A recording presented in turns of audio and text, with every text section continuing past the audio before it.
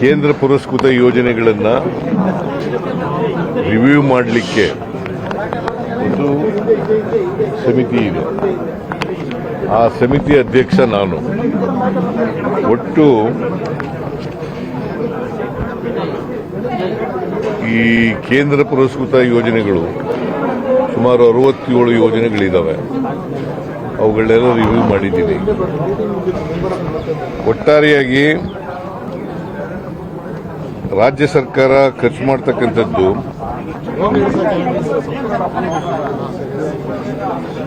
ಒಟ್ಟು ಕೇಂದ್ರ ಸರ್ಕಾರ ಮತ್ತು ರಾಜ್ಯ ಸರ್ಕಾರ ಈ ಸೆಂಟ್ರಲಿ ಸ್ಪಾನ್ಸರ್ಡ್ ಸ್ಕೀಮ್ ಅಂತಂದ್ರೆ ಕೇಂದ್ರ ಸರ್ಕಾರನೂ ದುಡ್ಡಿರ್ತದೆ, ರಾಜ್ಯ ಸರ್ಕಾರದ್ದು ದುಡ್ಡಿರ್ತದೆ. ಒಂದೊಂದು ಯೋಜನೆಗಳ ಮೇಲೆ ಡಿಪೆಂಡ್ ಆಗಿರ್ತದೆ. ಒಂದೊಂದು ಯೋಜನೆಗಳು 50-50 ಇರ್ತವೆ, ಒಂದೊಂದು ಯೋಜನೆಗಳು 60-40 ಇರ್ತವೆ, ಒಂದೊಂದು ಯೋಜನೆಗಳು 70-30 ಇರ್ತವೆ, ಒಂದೊಂದು ಯೋಜನೆಗಳಲ್ಲಿ ರಾಜ್ಯ ಸರ್ಕಾರ ಜಾಸ್ತಿ ಇರ್ತದೆ. ಈಗ ಫಾರ್ ಎಕ್ಸಾಂಪಲ್ ಒಟ್ಟು ಕರ್ನಾಟಕದಲ್ಲಿ ಸೆಂಟ್ರಲಿ ಸ್ಪಾನ್ಸರ್ಡ್ ಸ್ಕೀಮ್ಗಳಿಗೆ ಒಟ್ಟು ಖರ್ಚು ಮಾಡತಕ್ಕಂಥದ್ದು 46,859 ಕೋಟಿ. 46,859 ಕೋಟಿ. ಕೇಂದ್ರ ಸರ್ಕಾರ ಖರ್ಚು ಮಾಡತಕ್ಕಂಥದ್ದು 22,758 ಕೋಟಿ. ಕೇಂದ್ರ ಸರ್ಕಾರದಿಂದ ಬರ್ತಕ್ಕಂಥದ್ದು 22,758 ಕೋಟಿ.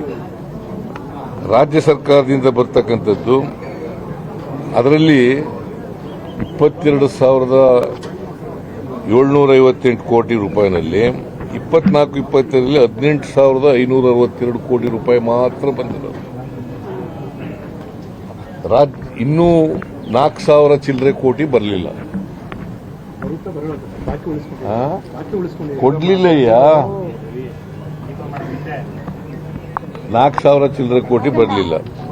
ಈ 46,000 ಕೋಟಿನಲ್ಲಿ ಕೇಂದ್ರ ಸರ್ಕಾರದಿಂದ ಬರ್ತಕ್ಕಂಥದ್ದು 22,000 ಕೋಟಿ. ಅಂದ್ರೆ ಇನ್ನು 24,000 ಕೋಟಿ ರಾಜ್ಯ ಸರ್ಕಾರ ಖರ್ಚು ಮಾಡೋದು. 24,000 ಕೋಟಿ ರಾಜ್ಯ ಸರ್ಕಾರ, 22,000 ಚಿಲ್ಲರೆ ಕೋಟಿ ಕೇಂದ್ರ ಸರ್ಕಾರ. ಅಂದ್ರೆ ಸೆಂಟ್ರಲಿ ಸ್ಪಾನ್ಸರ್ಡ್ ಸ್ಕೀಮ್ಗಳಲ್ಲಿ ರಾಜ್ಯ ಸರ್ಕಾರನೇ ಜಾಸ್ತಿ ಖರ್ಚು ಮಾಡ್ತದೆ. ಖರ್ಚಾಗಿರ್ತಕ್ಕಂಥದ್ದು ಒಟ್ಟು ಖರ್ಚಾಗಿರ್ತಕ್ಕಂಥದ್ದು 83%. ನಾನು ಅದಕ್ಕೆ ಅಧಿಕಾರಿಗಳಿಗೆ ಹೇಳಿದ್ದೀನಿ, ಮುಂದಿನ ಈ ವರ್ಷದಿಂದ ಅಂದ್ರೆ 25-26ರಿಂದ ಈ ವರ್ಷದಿಂದ 100% ಖರ್ಚು ಮಾಡಬೇಕು ಅಂತ ಹೇಳಿದ್ದೀನಿ. 83%. ಆ ಕಾರಣ ಏನು ಹೇಳ್ತಾರೆ ಅಂತಂದ್ರೆ, ನಮಗೆ ಕೇಂದ್ರ ಸರ್ಕಾರದಿಂದ ಕೊನೆಯಲ್ಲಿ ಬಂತು ದುಡ್ಡು, ಫೆಬ್ರವರಿಲಿ ಬಂತು, ಮಾರ್ಚ್ನಲ್ಲಿ ಬಂತು, ಹಾಗಾಗಿ ನಾವು ಖರ್ಚು ಮಾಡೋಕ್ಕಾಗಲಿಲ್ಲ. ಮಾರ್ಚ್ನಲ್ಲಿ ಬಂದದ್ದು ಲ್ಯಾಪ್ಸ್ ಏನಾಗಲ್ಲ. ಆ ದುಡ್ಡು ಬಂದ ದುಡ್ಡನ್ನ ಈ ವರ್ಷ ಓಪನಿಂಗ್ ಬ್ಯಾಲೆನ್ಸ್ನಲ್ಲಿ ಇಟ್ಕೊಂಡು ಖರ್ಚು ಮಾಡ್ತೀವಿ ಅದನ್ನು. ಸೊ ಅದು ಬೇರೆ. ಬಟ್ 83% ಬಹಳ ಕಡಿಮೆ. 83%ನ್ನ 100% ಆಗಿ ಖರ್ಚು ಮಾಡಬೇಕು. ಕೇಂದ್ರ ಸರ್ಕಾರಕ್ಕೂ ಪತ್ರ ಬರೀಬೇಕು, ಕೂಡಲೇ ಬಿಡುಗಡೆ ಮಾಡಿ ಅಂತ. ಮತ್ತು ಇಲ್ಲಿರ್ತಂಥ ಮೆಂಬರ್ಗಳಿಗೂ ಕೂಡ ಹೇಳಿದ್ದೀನಿ. ಆ ಮೆಂಬರ್ಗಳು ಕೂಡ ಕೇಂದ್ರ ಸರ್ಕಾರಕ್ಕೆ ಒತ್ತಡ ಆಗ್ತಕ್ಕಂಥ ಕೆಲಸವನ್ನು ಮಾಡಬೇಕು. ಎಂಪಿಗಳಿಗೆ ನಾನು ಎಲ್ರಿಗೂ ಪತ್ರ ಬರೆದಿದ್ದೀನಿ. ಎಲ್ಲ ಎಂಪಿಗಳಿಗೆ, ಬಿಜೆಪಿಯವರಿಗೆ, ಕಾಂಗ್ರೆಸ್ನವರಿಗೆ, ಜೆಡಿಎಸ್ನವರಿಗೆ ಎಲ್ರಿಗೂ ಪತ್ರ ಬರೆದಿದ್ದೀನಿ. ಮೀಟಿಂಗು ಕೂಡ ಮಾಡಿದ್ದೀನಿ.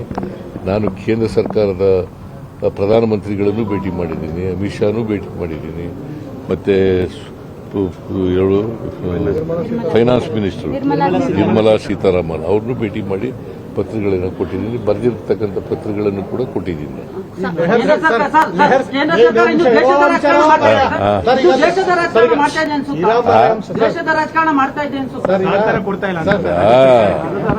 ನೋಡ್ರಿ, ನಾನು ಈಗ ರಾಜಕೀಯ ಮಾತಾಡಕ್ ಹೋಗಲ್ಲ. ಕೊಡದೇ ಇರತಕ್ಕಂಥದ್ದು ತಪ್ಪು. ನಾವು ಅವರು ಕೊಡಲೇಬೇಕು. ಕೇಂದ್ರ ಸರ್ಕಾರ ಎಷ್ಟು ಒಪ್ಕೊಂಡಿರ್ತದೆ ಅಷ್ಟು ಕೊಡಬೇಕು. ಅದು ಕೊಡದೆ ಹೋದ್ರೆ ನಾವು ಮೇಲಿನ ಮೇಲೆ ಹೇಳ್ತಕ್ಕಂಥದ್ದನ್ನು ಮಾಡ್ತೀವಿ. ಗೊತ್ತಾಯ್ತಾ? ಸೊ ನೀನೇನಪ್ಪ, ದಿಶಾ ಕಮಿಟಿಲಿರುವಂತ ಮೆಂಬರ್ಗಳು ಅವ್ರು ಯಾರು ಸಹ ಮೋದಿ ಅವರು ಇರ್ಬೋದು, ಕೇಂದ್ರ ಸಚಿವರ ವಿರುದ್ಧವಾಗಿ ಮಾತನಾಡುವಷ್ಟು ಶಕ್ತಿ ಇರುವಂತ ಮೆಂಬರ್ಗಳು ಯಾರಿಲ್ಲ. ಅಂತವ್ರನ್ನ ನೀವು ಅಪಾಯಿಂಟ್ಮೆಂಟ್ ಮಾಡಿದಾರೆ ಸರ್ ದಿಶಾ ಕಮಿಟಿ ನಾನಲ್ಲ ಅವರೇ ಮೆಹರ್ ಸಿಂಗ್ ಅವರು ಮಾಡಿದ್ರು